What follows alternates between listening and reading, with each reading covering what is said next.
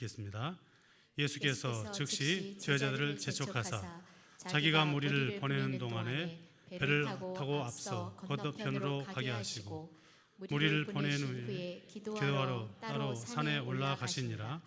저물매 거기 혼자 계시더니 배가 이미 육지에서 술이나 떠나서 바람이 거스름으로 물결로 말미암아 고난을 당하더라. 밤사경에 예수께서 바다 위로 걸어서 제자들에게 오시니 제자들이 그가 바다 위로 걸어오심을 보고 놀라 유령이라 하며 무서워하여 소리 지르거늘 예수께서 즉시 이르시되 안심하라 나니 두려워하지 말라. 베드로가 대답하여 이르되 주여 만일 주님이시거든 나를 명하사 물 위로 오라 하소서 하니 오라 하시니 베드로가 배에서 내려 물 위로 걸어서 예수께로 가되 바람을 보고 무서워 빠져가는지라 소리질러 이르되 주여 나를 구원하소서 하니 예수께서 즉시 손을 내밀어 그를 붙잡으시며 이르시되 믿음이 작은 자여 왜 의심하였느냐 하시고 배에 함께 오르매 바람이 그치는지라. 배에 있는 사람들이 예수께 절하며 이르되 진실로 하나님의 아들이로소이다 하더라. 아멘. 예담성가대 찬양으로 하나님께 영광 돌리겠습니다.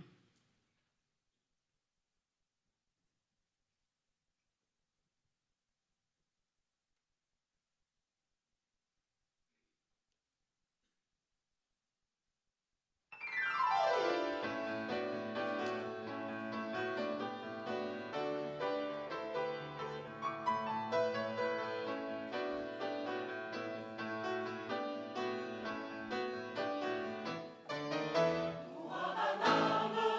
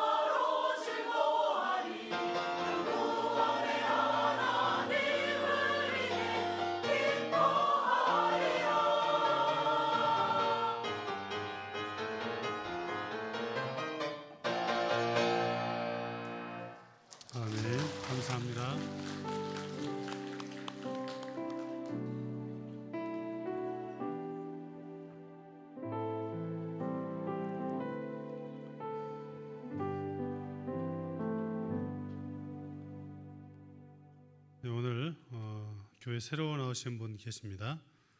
부부가 같이 오셨는데 선우갑 집사님, 이점숙 권사님, 다열 중간 정도 계신다는데 어디 자리에서 잠깐 일어나 주시겠습니까? 네, 감사합니다. 박수로 환영하겠습니다.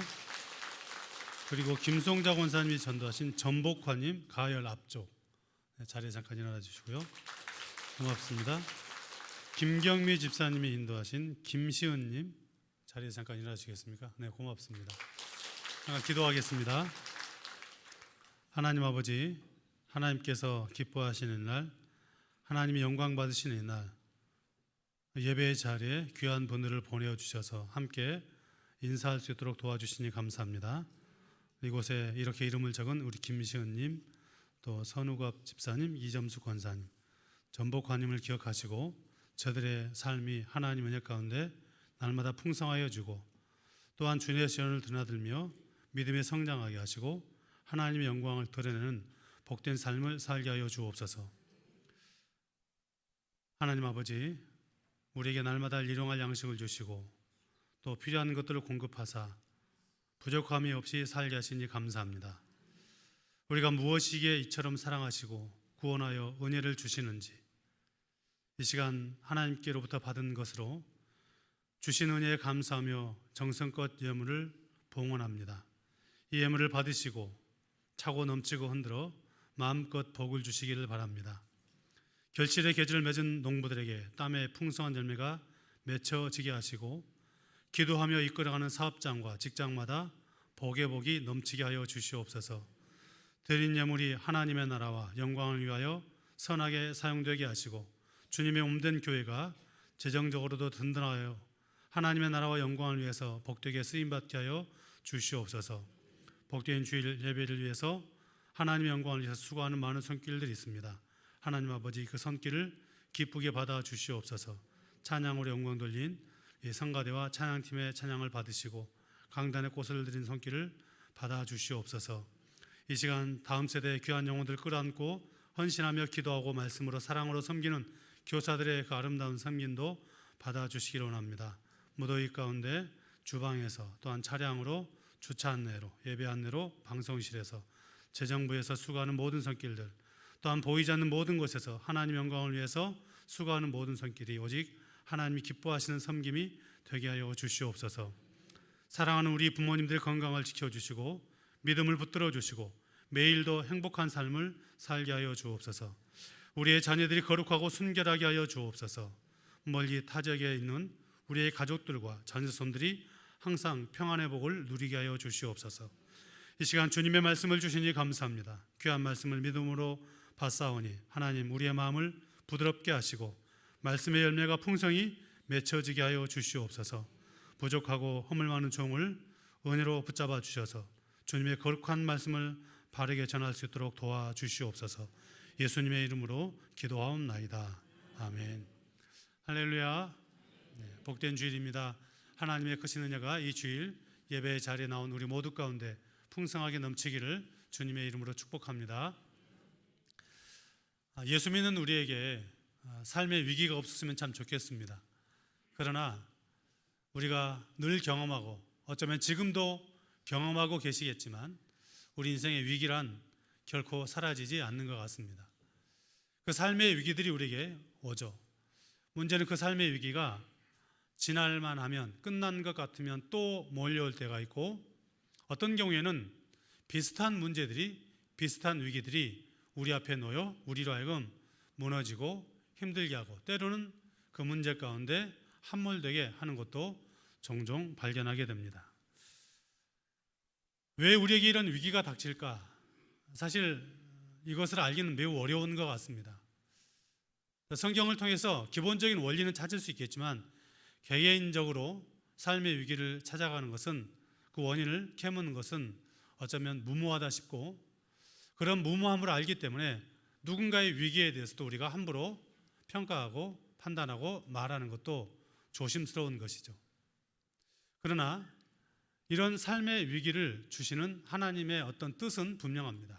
그것은 그 위기 가운데 네가 지금까지 나를 믿는다라고 했을 때 그 믿음이 이 위기에서 얼마나 유효하냐, 지금 너에게 이 위기가 믿음으로 이길 힘이 되느냐라고 하는 것을 묻고 싶은 것입니다.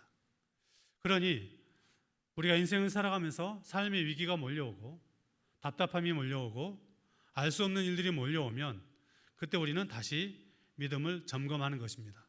내가 그동안 믿는다라고 했을 때 그 믿음이 지금 나에게 여전히 유효해서 이 어려운 삶의 위기를 이겨나갈 힘이 되는가? 묻는다면 그 위기는 오히려 우리의 믿음을 성숙하게 하고 든든하게 만들어갈 수 있을 것입니다. 마태복음 8장에 보면 오늘 본문의 사건과 비슷한 말씀이 기록됩니다. 그때는 예수님과 제자들이 한 배에 나서고 있었고 또 바다에서 배에 주 예수님은 주무시고 그 배가 풍랑을 만나 위기에 빠지는 것을 볼 수 있습니다. 그때 제자들이 자기의 힘으로 무엇인가를 해보려고 하다가 되지 않게 되었고 주님을 깨워서 이 문제를 고하게 됩니다. 그때 주님께서 너희의 믿음이 어디 있느냐? 너희는 지금 너희가 믿는다고 했던 그 믿음이 이런 위기에 정말로 진실로 가치가 있느냐라고 묻는 것을 볼 수 있습니다. 오늘 본문에도 주님께서 이 풍랑이는 바다 위에 제자들을 만나는 그 장면을 기록하여 주고 있습니다. 이 말씀이 주어질 때의 배경을 보면 오병이어의 기적을 통해서 예수님께서 굶주린 사람들을, 배고픈 사람들의 배를 채워주고 계십니다. 이 일 앞에 사람들이 이 예수님이라면 우리의 왕이 될 만하다라고 해서 예수님을 왕으로 모시려 할 때 주님께서 그 사람들을 피해서 그냥 한 곳으로, 한적한 곳으로 가시고 제자들에게 너희들은 먼저 벳사다로 가라, 내가 나중에 가겠다라고 제자들에게 말씀하십니다. 사람들을 피해서 제자들은 벳사다로 보내시고 주님은 무엇을 하시는가? 오늘 읽은 말씀에 보니까 기도하러 산에 오르셨다라고 말씀하고 있습니다.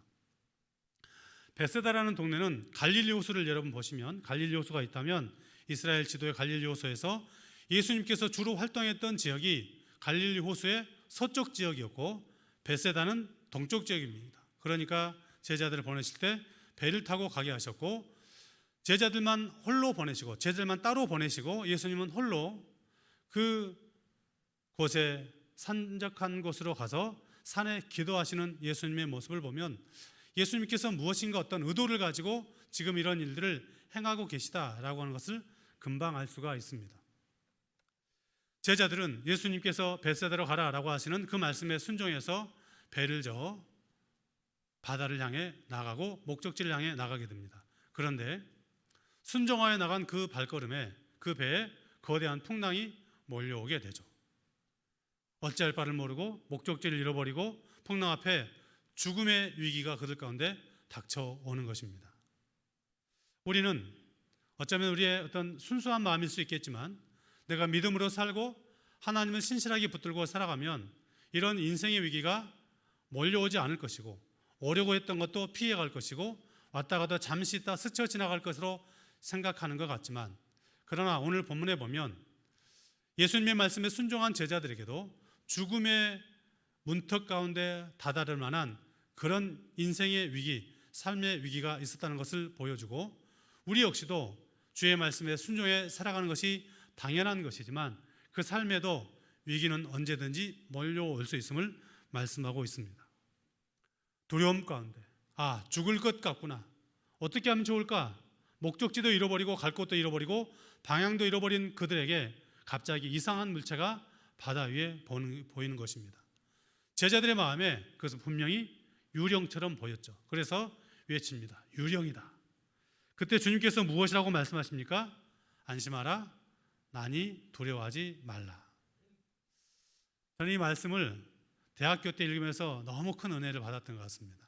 왜냐하면 제가 대학 가기 위해서 저희 고향에서 나오다가 배가 고장이 나가지고 한 4시간 정도를 배에서 이렇게 떠다녔던 때가 있었기 때문입니다. 그때야 물론 이제 배도 컸고 또 뭐 선장님도 계시고 뭐 그런 여러 가지 좋은 조건들이 있었지만 만약에 밤중에 그런 일이 벌어졌다면, 오늘 이 사건과 같은 그런 일이 벌어졌다면 얼마나 무섭고 두려웠을까. 우리 인생이 그런 것 같습니다. 우리 인생이 내가 의도하지 않았어도 위기는 몰려오고 그 위기 가운데 두려운 마음 갖기 마련입니다. 그때 오늘 주님께서 제자들에게 찾아오셔서 말씀하신 안심하라, 나니 두려워하지 말라. 이 말씀이 여러분의 심령에 매일같이 생각이 나고 고백되고 또한 경험되기를 주님의 이름으로 축복합니다. 안심하라, 내니 두려워하지 말라. 임마누엘 주님의 말씀이 들려지고 주님께서 제자들을 안심시킬 때 그때 베드로가 주님께 요청합니다. 주님, 만일 당신이 주님이시라면 나를 명해서 나도 당신처럼 바다 위를 걷게 해주십시오 라고 요청합니다. 주님께서 무엇이라고 말합니까? 오라 라고 명령하고 베드로가 그 명령에 순종해 그 일렁이는 바람 부는 바다 위에 발을 내디뎠을 때 그는 그 바다를 육지처럼 걷게 됩니다. 주님께서 말씀하시고 주님께 시선을 두고 주님 바라보고 그 발걸음 내디뎠을 때 그 앞에 있는 삶의 위기가 아무것도 아니고 오히려 주님께 나아가는 길이 되었던 그런 발판이 되었는데 그가 주님께서 시선을 옮기고 주님께로부터 자기의 문제에게로 시선을 옮길 때 그 문제는 자기를 빠져 죽게 만들었다라고 오늘 성경은 말씀하고 있습니다. 그의 시선이 주님이 아닌 일렁이는 파도, 삶의 위기로 돌려지니 그는 그 물에 빠져 죽을 지경에 이르게 되었고 그때 주여 나를 구원하소서라고 외치는 베드로의 외침에 주님께서 손잡아 일으켜주는 내용이 오늘 본문에 기록되어 있습니다.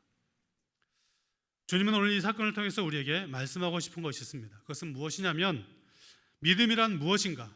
그것은 주님을 온전히 믿고 우리의 시선을 주님께로 고정하며 살아가는 것입니다.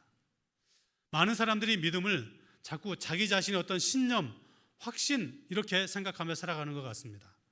그래서 예수 믿지 않는 사람들이 종종 했던 말에 내 주먹을 믿어라 라는 말, 그런 말과 똑같이 우리도 무엇인가를 인생을 살아가면서 믿음의 어떤 근거를 자기 자신, 내가 가지고 있는 어떤 배경, 내가 어떤 의지할 만한 어떤 사람, 재물, 건강 이 모든 것들을 자기 믿음의 근거로 삼고 있을 때가 많은 것 같습니다. 심지어는 믿음대로 된다라고 하는 그런 구호들을 만들어내고 또한 표어를 만들어서 내가 무엇인가를 생각하면 그것은 내 의지대로 생각한 것이었고 그로 인해서 나는 이 모든 것들을 능히 해낼 수 있다라고 하는 그런 방식으로 우리의 믿음을 변형시켰던 때도 있었습니다. 잘 되는 나, 생각대로 되는 나, 이런 책들이 서점가를 휩쓸었던 때가 있었던 것이죠. 그러나 그것은 오히려 믿음의 너무 큰 방해거리입니다. 믿음이란 내 의지대로, 내 뜻대로 된다는 말이 아닙니다. 믿음은 무엇인가? 나에게로 향했던 내 의지와 내 뜻대로 된다고 생각했던 그 생각과 그 시선을 옮겨서 누구에게로? 우리 주님에게로 옮기는 것입니다. 그러니 나는 부족하고 연약하고 삶의 위기 앞에 아무것도 할 수 없지만 주님이 내 삶의 근원이 되시고 이 문제 가운데 주님이 계시다라고 하는 그 믿음으로 주님을 바라보는 것이 참된 믿음입니다. 여러분, 우리에게 이 믿음이 있기를 바랍니다. 베드로는 일렁이는 파도 앞에서, 출렁이는 파도 앞에서 먼저 그는 주님의 음성을 듣고 주님이시라면 나를 이 바다 위를 걷게 할 수 있다라고 하는 그 믿음으로 주님께 고백합니다. 어떻게 고백합니까? 28절 본문 28절 말씀을 같이 읽겠습니다. 베드로가 대답하여 이르되 주여 만일 주님이시거든 나를 명하사 물 위로 오라 하소서 하니. 아멘. 주님, 만일 주님이 하나님이 보내신 분이라면 당신이 하나님이시기 때문에 나를 이 바다 위를 걷게 하시고 주님이 하나님이 보내신 분이시기 때문에 나는 주님의 말씀에 순종해서 이 바다 위를 걸을 수 있습니다 라는 그 고백이 이 말씀에 담겨져 있는 것입니다. 그리고 그는 주님께로 시선을 옮기고 그렇게 자기의 발걸음을 내딛습니다. 말씀드린 것처럼 많은 사람들이 믿음을 자꾸 자기 자신에게서 시작하려고 하는 것 같습니다. 그것은 믿음이 아닙니다. 믿음은 나에게로부터 우리 주님에게로 시선과 삶의 방향을 바꾸는 것입니다. 여러분은 주님을 믿으십니까? 전능하신 주님, 나의 구속자가 되신 주님을 온전히 인격적으로 믿고 신뢰하는가 물어보아야 합니다. 날마다 점검해야 합니다. 날마다 강화해야 합니다. 나는 어제는 믿음이 참 좋았어. 오늘은 괜찮아. 어제 믿음이 있었는데 그렇다고 내 삶이 그대로 유지되는 것 아니죠. 베드로가 주의 말씀에 순종해서 발걸음을 바다로 내디뎠을 때 그 바다가 육지같이 걷게 되었는데 그가 일렁이는 파도, 삶의 위기를 바라볼 때 그의 믿음은 흔들렸고 그는 그 문제에 빠져 죽을 지경에 이르게 됩니다. 그리고 베드로는 그 자리에서 주님을 향해 다시 고백하죠. 주님, 저를 살려주십시오. 그리고 주님은 그런 베드로를 있는 모습 그대로 먼저 건져주십니다. 믿음이 왜 없느냐라고 꾸짖는 것 전에 먼저 주님께서 베드로를 살려주셨다는 것이에요. 부족한 모습 그대로, 연약한 모습 그대로, 있는 그대로 베드로를 살려주십니다. 이 모습은 주님께서 우리를 사랑하시는 모습을 그대로 보여주고 있습니다. 복음성가 가사 중에 이런 가사가 있습니다. 내 모습 이대로 사랑하시네. 연약함 그대로 사랑하시네. 여러분, 어떻게 이 복음성가 가사를 쓴 사람만의 고백이겠습니까? 우리 주님은 그런 분이십니다. 내가 연약하고 부족하고 믿음이 있었다가 금방 쓰러지고 또다시 삶의 위기 앞에서 주님 없이 살아가는 사람처럼 살아간다 할지라도 우리가 주님을 바라보면 주님은 우리를 건지시고 사랑하시는 분이심을 믿으시기 바랍니다. 주님께서 우리를 사랑하실 때, 또한 주님께서 우리를 사용하실 때 주님이 원하시는 어떤 기준, 어떤 그 자격, 그 조건에 우리를 개조시켜서 이제 됐다, 김 목사가 내가 쓸만한 사람 되었구나, 내가 사랑할 만한 사람 되었구나 라고 해서 사랑하고 사용하시는 것이 아니라 나는 여전히 부족하고 허물 많고 죄 많은데 그럼에도 불구하고 나를 있는 모습 그대로 사랑하시는 분이 우리 주님이십니다. 세상 사람들은 그러지 않습니다. 세상 사람들은 자기와 비슷한 사람을 사랑하죠. 그래서 비슷한 사람, 마음이 맞는 사람, 뜻이 모인 사람, 맞는 사람들끼리 어떤 것을 만들고 우리끼리 좋다라고 해서 그런 어떤 문제들 앞에서 그것들을 해결해 나가는 모습도 보게 됩니다. 어떤 경우에는 내가 저 사람이 너무너무 좋은데 너무 안 맞으면 그 사람을 자꾸 바꾸죠. 이렇게 했으면 좋겠다, 저렇게 했으면 좋겠다, 네가 이렇게 갔으면 우리가 함께 할 수 있다라고 해서 내 맞는 조건과 수준에 그 사람을 맞추려고 하는 것을 볼 수가 있습니다. 그런데 주님은 그러지 않으신 것입니다. 베드로를 보면 잘 알 수 있죠. 베드로의 기질을 그 심리학자들이 표현할 때 베드로는 다혈질이었다라고 표현하더라고요. 여러분, 다혈질이 어떤 사람이죠? 다혈질 잘 아시죠? 대부분 남자들만 중간지대 없습니다. 기면 아니고 아니면 아니고, 딱 부러지고 뒤끝 없고, 뒤끝은 없는데 앞에 있는 사람이 힘들어지긴 하지만 또 그렇습니다. 변화무쌍합니다. 베드로가 딱 그런 삶을 살아갑니다. 우리가 너무 잘 아는 마태복음 16장에 제자들과 예수님이 모여서 예수님께서 묻죠. 사람들이 나를 누구라 하느냐? 많은 사람들이 예수님을 선지자라고 합니다. 예레미야의 엘리야 중에 한 사람이라고 하고 또 선지자 중에 한 사람이라고 합니다 라고 말합니다. 그때 주님께서 묻죠. 그러면 너희는 나를 누구라 하느냐? 라고 말할 때, 그렇게 물으실 때 베드로가 즉시 대답합니다. 주는 그리스도시요 살아계시는 하나님의 아들이십니다. 이 위대한 고백, 그 고백을 통해서 베드로가 칭찬받고 그 고백 위에 주님이 말씀하십니다. 내가 네 고백 위에다 교회를 세우겠다. 여러분, 그런데 주님께서 그 고백, 베드로의 그 고백대로 이루어지고 교회를 세우기 위해서는 어떤 일이 있어야 되냐? 내가 사람들에게 팔려서 죽을 것이다 라고 말씀하시죠. 십자가에서 죽으셔야 그 고백대로 교회가 세워지고 그 믿음의 고백 위에 성도들이 생겨나게 될 것입니다. 주님은 그것을 아셨기 때문에 내가 죽을 것이다 라고 말씀할 때 베드로가 주님, 절대로 그런 일 일어날 수 없습니다.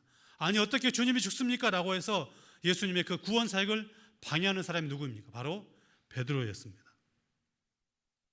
얼마 전까지는 주님의 뜻이라면 이라고 고백했던 그가 주님이 말씀하시기를 내가 이렇게 해야 된다고 말씀하시니까 아닙니다, 내 생각에 내 뜻에는 그렇게 하면 안 됩니다라고 막았던 베드로. 이리저리 말 바꾸는, 또 자식의 뜻대로 되지 않으면 화를 내는, 예수님이 고통받을 그 자리에 함께했던 사람이 베드로입니다. 그리고 겟세마네 동산에 기도하러 갈 때도 주님과 함께 동행했던 사람 베드로. 물론 그 기도의 자리에 그가 피곤하여 잠이 들었지만 이후에 제사장의 하인들, 로마의 병사들이 예수님을 잡으러 왔을 때 베드로는 칼을 들어서 잡으러 왔던 말고의 귀를 자르는 그런 일도 행합니다. 매우 용감하죠. 주님을 지키기 위해 무엇인가 열심을 내는 사람 같습니다. 그러나 더 큰 고통, 자기가 진짜로 잡혀 죽을 만한 그런 고통이 몰려올 때 신문 받으시는 주님 앞에서 모른다고 부인했던 사람이 누구입니까? 베드로입니다. 모른다고 부인하고 저주하며 부인했던 사람 베드로. 그런데 여러분, 주님은 베드로를 향해서 이런 배신자라고 그를 내치지 않습니다. 오히려 베드로에 있는 기질, 그 모습 그대로 사랑하시고 사용하셔서 하나님의 위대한 역사를 만들어 가신 분이 우리 주님이십니다. 예를 들면 사도 요한은 어떻습니까? 제가 볼 때 사도 요한은 그냥 그런 사람 같습니다. 술에 술 탄 듯 물에 물 탄 듯 매우 우유부단한 사람 같습니다. 이런 사람은 하나님의 나라에 별 의미가 없을 것 같은데 아닙니다. 주님은 요한을 있는 모습 그대로 사랑하시죠. 오랜 시간 살게 하시면서 주님의 사랑을 증거하고 사랑받는 자기의 모습을 통해서 우리 모두도 사랑하며 살아가야 한다라고 기록하여 가르치고 있는 성경을 곳곳에서 기록하고 있습니다.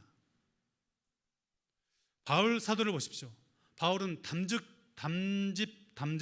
담즙질 기질을 가지고 있었던 사람인데, 그래서 그는 딱 똑부러집니다. 그리고 자기는 나는 이 일을 위해서 내가 가는 그 길에 나는 오직 이 길만 바라보고 이것만 바라보고 살아가겠다. 이 일에 함께 하진 사람 나는 함께 하지 않을 거야. 그래서 어떻게 해요? 그 잠깐 떠났던 마가 요한도 버리고 그의 스승과 같은 바나바와도 헤어지고 용서하자라고 하니까 아니다 나는 이 길 가겠다라고 해서 그냥 다 내치는 사람이 바울입니다. 여러분, 하나님의 나라를 세우는데 멀리하고 막 내치고 이게 옳은 일은 아니지 않습니까? 그런데 주님은 바울을 있는 모습 그대로 사용하시죠. 하나님의 위대한 역사를 바울을 통해서 이루어 가십니다. 여러분, 그렇습니다. 주님은 우리를 있는 모습 그대로 사랑하십니다. 주님께서 우리를 있는 모습 그대로 사랑하신다면 가장 먼저 우리가 해야 될 일은 무엇입니까? 그것은 여러분이 여러분을 사랑해야 합니다. 여러분이 좋으십니까? 여러분이 마음에 드세요? 나 제법 괜찮아. 그러십니까? 물론 그럴 때도 있겠죠. 근데 저를 보면 그러지 못할 때도 있는 것 같습니다. 너무 못났거든요. 죄 짓는데 빠르고 어떤 문제 앞에서 너무 심란하게 막 마음이 움츠려들고 목사라고 사역하는 사람이 그런 사명 감당하기 너무 부끄러운 모습 많고 저뿐이겠습니까? 우리 모두가 그러지 않습니까? 부끄러운 모습 많고 허물모는 모습 많고 약점도 많고 여러 가지 자격과 조건에서 보면 참 미달인 것들이 많은 것. 그래서 내가 나를 보면 정말 못마땅한 건 많은데 여러분, 그런 못마땅하고 부족한 것 많은 것 같은 나를 주님이 아시고 기다리시고 사랑해 주셨으니 나도 나를 사랑하며 살아갈 수 있기를 바랍니다. 그럼 괜찮아요. 여러분을 사랑하십시오. 그리고 내가 나를 사랑하고 그 다음에는 어떻게 해야 돼요? 주님께서 사랑하시는 그 사람도 누군가도 사랑해야 합니다. 내가 마음에 들지 않는 사람, 나와 어떤 가치관이 맞지 않는 사람, 생각이 다른 사람, 방식이 다른 사람, 기억하십시오. 그 사람을 주님이 사랑하십니다. 주님이 기다려주시고 용서하시는 사람이 바로 그 사람입니다. 그렇다면 우리도 그 삶을 따라 살아가지 않을까요? 우리 모두가 나를 사랑해 주신 그 주님의 사랑 때문에 나를 사랑하고 또 우리의 형제 자매들도 가족들도 사랑하는 그런 삶을 살아갈 수 있기를 바랍니다. 그리고 오늘 본문을 통해서 주님은 우리에게 이것을 말씀하고 싶어 합니다. 해결된 문제 앞에서 절망하지 말라는 것이죠. 다시 말해서 삶의 위기가 몰려온다면 눈앞에 있는 삶의 위기만 바라보지 말고 그 일 이후에 있을 하나님의 일하심을 바라보라는 것입니다. 우리가 시험에 빠질 때를 보면 또 삶의 문제 앞에서, 위기 앞에서 절망할 때를 보면 눈에 보이는 그것 현상만 바라보기 때문에 그렇습니다. 그러나 우리는 알아야 합니다. 과거에 우리가 어떤 인생의 문제 앞에서 너무 절망하였고, 이 문제는 내 힘으로 어찌할 수 없어, 내가 이 문제 앞에서 죽을 것 같다라고 하는 문제들이 분명히 있었는데 그때 죽지 않았어요. 그리고 인생을 살아왔고 지금 여기 내가 서 있는 것, 하나님께서 그렇게 살아오게 하셨기 때문입니다. 그때 죽을 것 같은 그 문제를 주님이 이미 해결해 놓으셨고, 눈에 보이는 것은 지금 그 문제가 있지만, 위기가 있지만 해결하신 주님께서 그 길을 걸어가게 하시는 것입니다. 베드로가 이 풍랑이는 바다 앞에서 물을 향해서 발걸음 내디딜 때 주님께서 파도야 잔잔하라, 바다야 잔잔하라 라고 해서 바다를 장판처럼 만드시고 난 다음에 베드로야 걸어라, 오라라고 말씀하셨습니까? 아니면 여전히 풍랑이 있는데 오라고 명령하셨습니까? 첫 번째입니까? 두 번째입니까? 두 번째예요. 여전히 풍랑이 있습니다. 여전히 빠지면 물에 그 발을 내디디면 물에 들어가서 죽을 수 있는 그런 삶의 위기입니다. 그런데 주님은 거기를 오라는 거예요. 왜요? 주님께서 그 문제를 이미 해결해 놓으셨기 때문에. 눈에 보이는 문제는 일렁이는 파도이고 사람이 그 발을 디디면 들어갈 수밖에 없는 그곳이지만, 우리는 성경을 통해서 주님께서 이미 베드로가 딛는 그곳을 육지처럼 만드실 것을 알고 있지 않습니까? 주님은 그렇게 문제를 해결하시고 베드로를 그 위기의 자리에 초청하고 있는 것을 볼 수가 있습니다. 그러니 우리가 삶의 위기가 몰려오면 그 위기 앞에 절망하고 좌절하고 낙심하지 말고 오히려 문제를 해결하신 주님, 우리를 위대한 역사로 이끄실 주님, 이 위기가 클수록 더 크신 하나님을 만날 수 있는 기회를 주신 하나님을 바라보고 그 위기 앞에서도 믿음의 한 걸음을 내디딜 수 있기를 축복합니다. 더하여서 우리는 이 문제를 해결하신 주님 앞에서 우리를 용서하시고 사랑하시는 주님을 다시 붙들어야 합니다. 무슨 말일까요?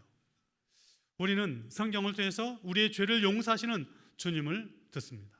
우리의 죄를 깨끗하게 도말하시는 주님의 그 은혜를 우리는 믿고 고백합니다. 성경은 우리에게 십자가 위에서 우리의 모든 죄를 도말하셨음을 말씀하고 있고, 그 은혜로 우리가 구원 얻었음을 말씀합니다. 또한 우리 주님은, 우리 하나님은 우리의 죄를 동이서에서 먼 것 같이 멀게 해주셨다고 말씀합니다. 우리의 등 뒤에 죄를 던져버리셨다고 말씀합니다. 우리의 죄를 진홍같이 먹같이 붉은 더러운 그 죄를 양털같이 흰 눈같이 깨끗하게 해주셨다고 말씀합니다. 그런데 우리가 절망하고 좌절하는 것은 무엇입니까? 그 죄의 문제들 앞에서 죄에 빠지는 우리의 모습을 보고 절망하고, 또 그 이후에는 죄책감 때문에 절망합니다. 우리가 죄를 지으면 안 되지만 연약하여 죄를 지을지라도 있는 모습 그대로 사랑하시는 주님을 붙들어야 하겠고, 또 그런 죄 지은 나를 용서하시는 주님의 은혜가 있기 때문에 결코 우리는 죄책감에 시달려서는 안 됩니다. 용서하시는 주님의 은혜가 훨씬 더 큼을 믿으시기 바랍니다. 그렇다고 해서 죄책감을 용서하시는 주님이시니까 죄를 더 지어볼까? 그러라 말은 아닙니다. 죄 안 짓기 위해서 몸부림쳐야 되지만 연약하여 죄에 빠질지라도 용서하신 주님 때문에 그 은혜, 그 죄의 문제를 해결해 주신 주님의 은혜가 있기 때문에 그 죄책감에서 해방되어 믿음으로 주님을 바라보고 그 크신 사랑 보여주신 주님을 찬양하는 삶을 우리 모두가 살아갈 수 있기를 바랍니다. 우리가 그 자리에서 너무나도 절망스러운 삶의 위기 가운데서 주님 나를 살려주십시오 라고 하면 주님 우리를 건져주신 이 주님의 사랑이 오늘 본문에 기록되어 있고, 이 사건은 그때 끝난 것이 아니라 오늘 우리에게도 여전히 유효하게 나타나고 있다는 것을 믿으시기 바랍니다. 이 주님의 사랑이 구체적으로 어떻게 나타나고 있습니까? 가장 먼저는 고통받는 삶의 위기 가운데 던져진 제자들을 위해서 기도하시는 주님의 모습이 오늘 본문에 기록되어 있습니다. 본문 23절 함께 읽겠습니다. 무리를 보내신 후에 기도하러 따로 산에 올라가시니라. 저물매 거기 혼자 계시더니. 아멘. 예수님께서 제자들을 먼저 벳세다로 가라. 주님이 아시죠. 어떤 일이 일어날 것을 아시죠. 그리고 주님은 그런 일 가운데 던져질 제자들을 위해서 기도하고 계셨습니다. 우리가 사는 인생길 가운데 닥칠 그 아픔과 문제들 누가 아시죠? 주님이 아시죠. 아시는 것으로 끝나시는 것이 아니라 우리를 위해서 기도하십니다. 지금도 여러분의 그 말할 수 없는 인생의 문제 앞에 여러분을 위해서 기도하시는 주님의 기도가 있음을 믿으시기 바랍니다. 또한 주님은 우리를 보신다라고 표현하고 있습니다. 오늘 본문과 같은 내용을 기록한 성경이 마가복음 6장에 있습니다. 6장 48절에 매우 독특한 표현이 등장하는데 본문 6장 48절을 함께 읽겠습니다. 바람이 거스름으로 제자들이 힘겹게 노젓는 것을 보시고 밤 사경쯤에 바다 위로 걸어서 그들에게 오사 지나가려고 하시매. 아멘. 바람이 거스려서 풍랑이 일어서 제자들이 힘겹게 노젓는 것을 뭐 하셨다고요? 보셨다라고 하는 말은 예수님께서 이 시력으로 보았다 그런 말 아닙니다. 그 밤중에 풍랑이 있는데 제자들이 뭘 하고 있는지 예수님이 무슨 몽골인처럼 시력이 좋으신 것도 아닐 텐데 뭐 시력으로 보았겠습니까? 그렇다면 이 말씀의 의미는 뭘까요? 주님께서 마음으로 보셨다는 거예요. 제자들이 얼마나 이 풍랑 가운데 고통당할지, 바람 부는 것 아니, 그 풍랑 가운데 제자들이 사력을 다해서 살기 위해서 몸부림치는 것, 목적지를 향해서 가기 위해서 몸부림치는 그것을 누가 보셨다고요? 주님이 보셨답니다. 제자들을 보신 주님이 오늘 우리를 안 보실까요? 내가 흘리는 눈물과 내가 아파하는 이 문제들과 내 힘으로 어찌할 수 없는 삶의 위기를 누가 보십니까? 주님이 보십니다. 우리 주님이 우리를 찾아오셔서 베드로에게 믿음이 없다라고 말씀하시기 전에 먼저 손을 내밀어 주여 저를 구원하소서 라고 말씀할 때 손을 내밀어 일으켜주신 주님은 우리가 그 삶의 위기 가운데 누가 나와 함께 할까? 눈을 들어 주님 도와주십시오 라고 하면 내 곁에서 나를 붙잡아 일으키시고 사랑으로 품으시는 분이 우리의 주님이심을 믿으시기 바랍니다. 우리는 늘 넘어집니다. 늘 부족하고 허물 많은 모습으로 살아가고 때로는 주님의 사랑을 배반하며 살아갑니다. 그럴지라도 주님이 여러분 우리를 결코 버리지 않으심을 믿고 괜찮다, 실패해서도 괜찮아, 다시 일어서면 돼, 내가 너를 붙잡아서 나와 함께 가자 라고 말씀하시는 주님의 이 말씀을 붙들고 일어서시기를 바랍니다. 혹시 억울함 가운데 사시는 분 계십니까? 삶의 위기가 너무 커서 아무도 나를 몰라주는 것 같은 그런 위기를 지나시는 분 계십니까? 경제의 문제들, 가정의 문제들 가운데 남모르게 흘리는 눈물이 있는 분 계십니까?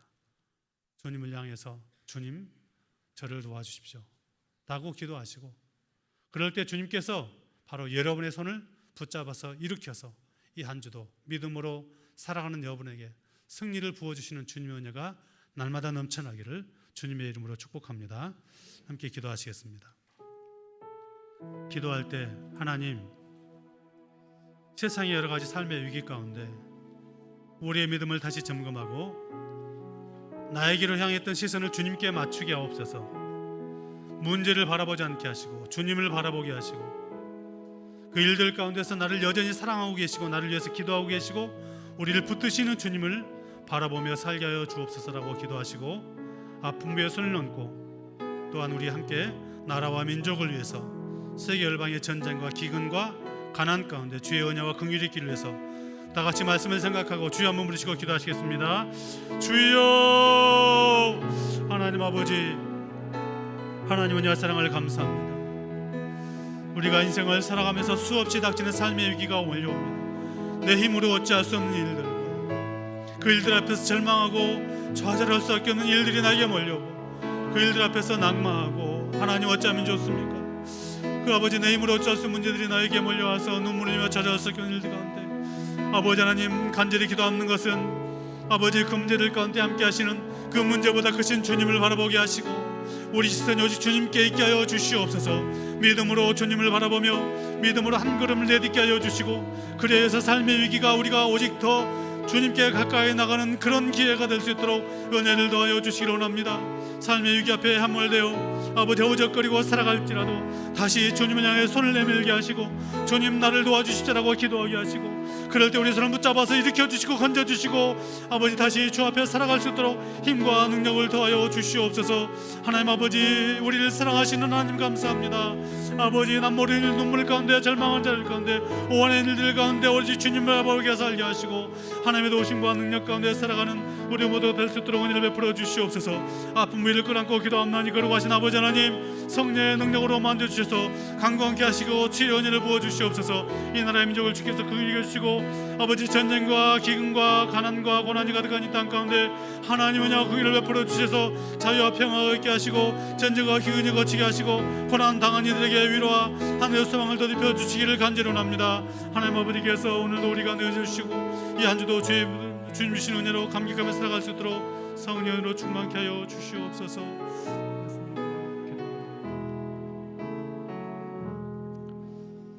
하나님 아버지, 우리를 사랑하여 주시니 감사합니다. 그 사랑 가운데 살아갈 때 때로는 삶의 위기가 몰려오면 그 위기가 오히려 주님께 더 가까이 나가는 발판이 될 수 있도록 우리의 믿음을 굳세게 하여 주시옵소서. 문제를 바라보지 않게 하시고 그 문제를 붙들고 계시고 해결하시는 주님을 바라보며 매일 감격하며 살아가는 우리 모두가 되게 하여 주시고, 주님의 사랑 가운데 감격하며 살아갈 수 있도록 도와주시옵소서. 이 나라의 민족과 세계 열방을 주께서 긍휼히 여기시고 전쟁과 기근과 가난 가운데 있는 모든 백성들을 은혜와 긍휼로 덮어 주시옵소서. 예수님의 이름으로 기도하옵나이다. 아멘. 우리 다 같이 일어나셔서 함께 찬양하시겠습니다.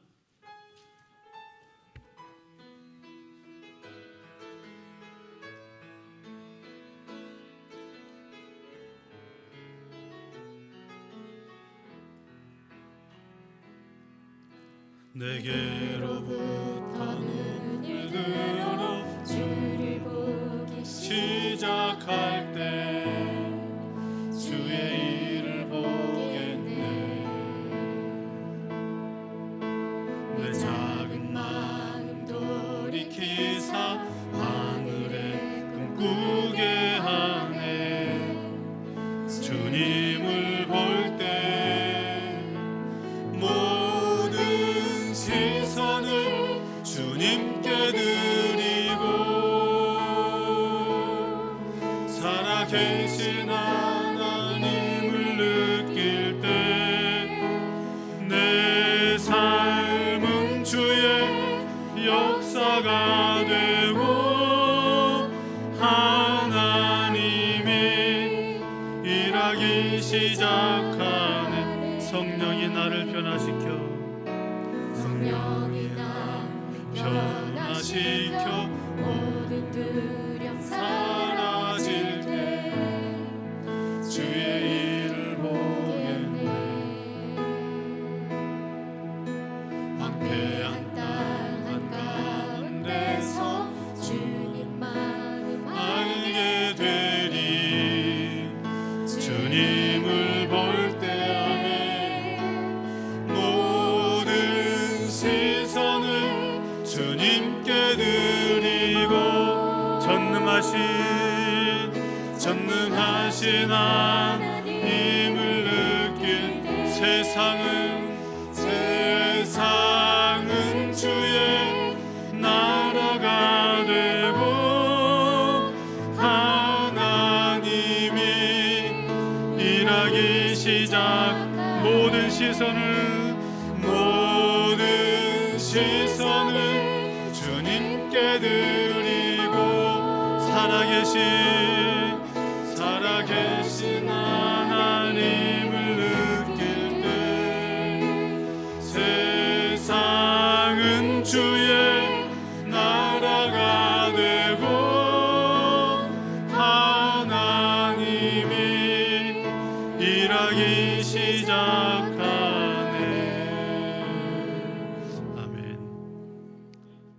이제는 우리 주 예수 그리스도의 은혜와 하나님 아버지 무한하신 사랑하심과 성령님의 위로하심과 교통하심과 복주심이 삶의 위기 앞에 더욱 주님을 바라보고 믿음으로 살기를 결단하며 삶 현장에 파송되는 사랑하는 주의 백성들 머리 위에, 가정 위에, 일터의 삶의 터전 위에, 한림하는 이 나라의 민족과 북녘 땅 위에, 세계에 흩어져서 복음을 증가하시는 선교사님들과 한민족들, 그리고 군에 있는 귀한 청년들과 병상에서 주의 은혜를 간절히 간구하는 사랑하는 주의 백성들 머리 위에 영원토록 함께하기를 간절히 축원하옵나이다.